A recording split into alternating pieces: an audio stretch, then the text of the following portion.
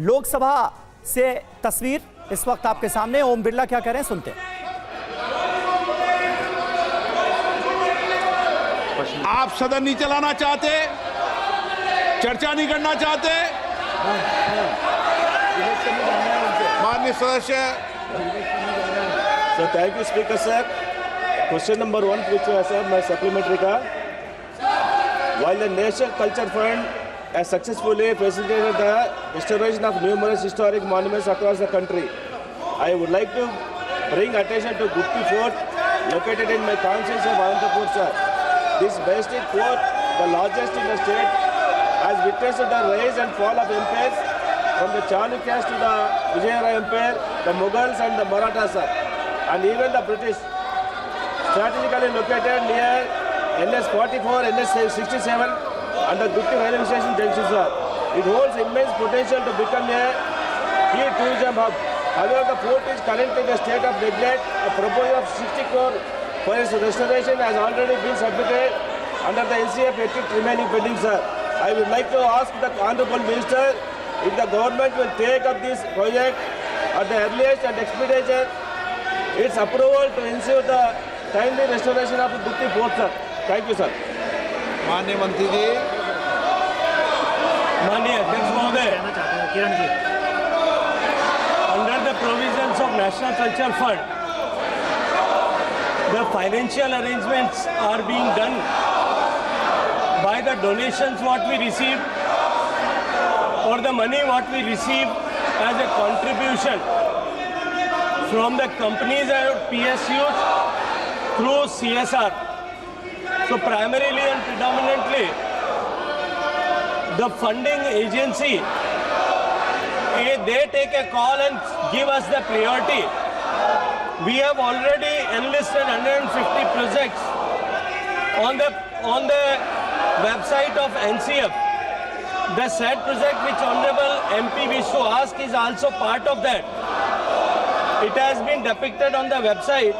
Whenever adequate funding will be agreed by any of the PSU or any of the company who is giving CSR and on the priority, will certainly consider this. So thank you, Honorable Minister, sir. However, I would like to bring to your attention that the issue extends beyond Gupti Fort alone, sir. There are 20 other proposals from Andhra Pradesh that are also awaiting approval under the National Culture Fund for the preservation, protection and promotion of the historical monuments, sir. Honorable Speaker ji, it is concerning to note that in the last 5 years, not a single project from Andhra Pradesh has been approved under the NCF.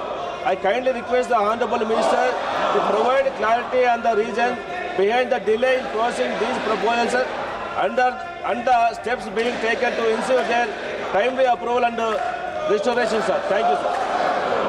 माननीय अध्यक्ष महोदय, जैसा मैंने निवेदन किया पहले प्रश्न का उत्तर देते हुए भी, मैं एक बार फिर दोहराना चाहता हूं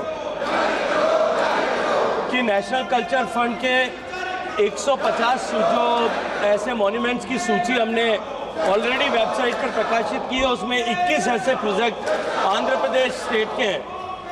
सामान्यतः एनसीएफ में कोई कंपनी सीएसआर देने वाला पीएसयू या कंपनी जब कभी किसी पर्टिकुलर प्रोजेक्ट के लिए सीएसआर देने के लिए आग्रह करता है तो हम उसके लिए इसको कंसीडर करते हैं। अभी हमने डीपीआईटी को के साथ में बैठक करके सारे पीएसयू से आग्रह किया है कि वो कुछ धनराशि उपलब्ध कराएं। जब भी धनराशि उपलब्ध होगी किसी इस पर्टिकुलर इन प्रोजेक्ट्स को प्रायोरिटी करते हुए तो हम निश्चित रूप से उसको कंसीडर करने का प्रयास करेंगे। माननीय B Ramesh ji. Project System Owners Fund has proposed for water channelling and strengthening of Buddhist rock cut, stirrups and repairs of caves and the ruins of structural charya with 3 crore cost estimate. The project proposed also provides for a public amenities and landscape of gardens. Kindly, Minister, Honorable Minister has to say on this. फिर मैं वही निवेदन करूंगा कि हमने उसको सूचीबद्ध किया है, उस पर धनराशि उपलब्ध होने पर निश्चित रूप से उस पर कार्रवाई की जा सके। किरण रिजिजू जी, आप संसदीय कार्य मंत्री जी। सर, आज उम्मीद किया था कि अच्छा से पार्लियामेंट का क्वेश्चन आवर चलेगा। माननीय अध्यक्ष जी, आपने बार बार अनुरोध किया है, बार बार आग्रह किया है हमारे विपक्ष के साथियों को कि प्रश्नकाल को डिस्टर्ब ना करें, और ये प्रश्नकाल मेंबर का होता है, सरकार को सवाल पूछना होता है। आप लोग सरकार को सवाल नहीं पूछ के सदन को इस तरह डिस्टर्ब करना ये अच्छी बात नहीं है। अब जनता आपको सवाल पूछेगा कि आप सदन में क्यों आए हैं। आपके आग्रह करने के बाद भी इस तरह का डिस्टर्बेंस करना ये अच्छा नहीं है। सरकार की तरफ से मैं खंडन करना चाहता हूँ। बाकी जो भी बोलना चाहते हैं वो राष्ट्रपति का अभिभाषण पर सब बोल सकते हैं। ये पहला दिन इस तरह का ये नजर यहाँ पे जो अपोजिशन मेंबर्स ने जो हरकत किया है ये ठीक नहीं है। मैं सर इसका खंडन करता हूँ। श्री राम शिरोमणि वर्मा, प्रशांत पोडले, राम शिरोमणि बोल रहे हैं। मल्लू रवि। क्वेश्चन नंबर 2 श्री सुश्री कंगना रनौत, सुरेश कुमार कश्यप। अध्यक्ष महोदय, प्रश्न संख्या 2।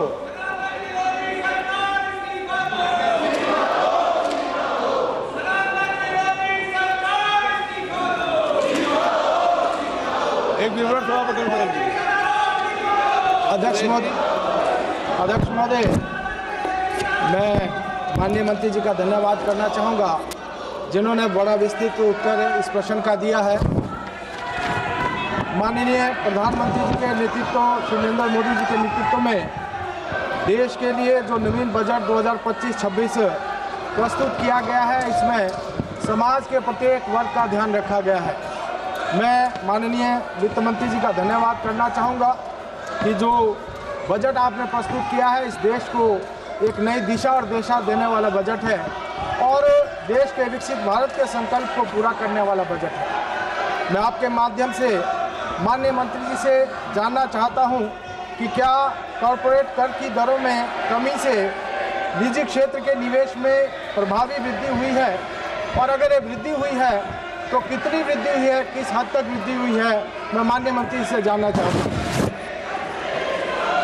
अध्यक्ष जी, मैं आपके माध्यम से सदन को अवगत कराना चाहता हूं कि घरेलू कंपनियों को वैश्विक स्तर पर प्रतिस्पर्धा बनाने के लिए, नए निवेश को आकर्षित करने के लिए और रोजगार के लिए अवसरों को उत्पन्न करने के लिए कुछ विशेष कंपनियों को टैक्स में छूट दी गई।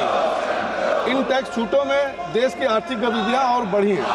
उदाहरण के तौर पर अगर देखें तो विनिर्माण क्षेत्र में कंपनियों की संख्या के निर्धारण पर 2022-23 में जहां 2838 से बढ़कर निर्धारण वर्ष 2024-25 में 3644 हो गई है।